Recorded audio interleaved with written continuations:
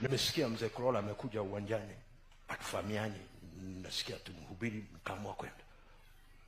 Kakaa kwenye manyasi, watu wengi kwenye uwanja.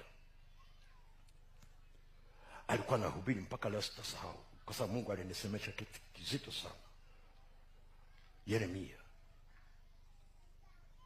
waona nini Yeremia?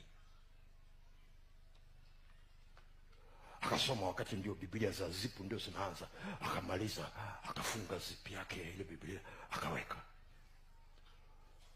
Akashika microphone, anatembea nayo, nyinyi mliokuwa mnamjua anatembea nayo.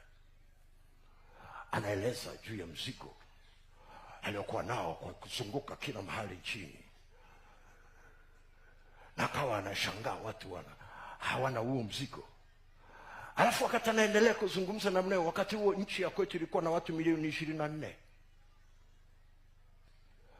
Akanyosha mkono, akasema milioni 24 wakipotea utaulizwa. Kile kidole kilienda moja kwa moja kwenye uso wa Kongo.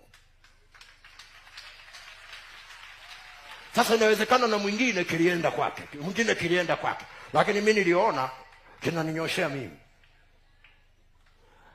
Nikasema ameniona wapi? Kwa nikainama chini. Wakati nimeinama chini, machozi yakaanza kutoka kabla sijaanza kulia. Ghafla mzigo wa kuona watu walioko katika nchi hii wanamjua Bwana ulishindiliwa ndani yangu kama sumaku.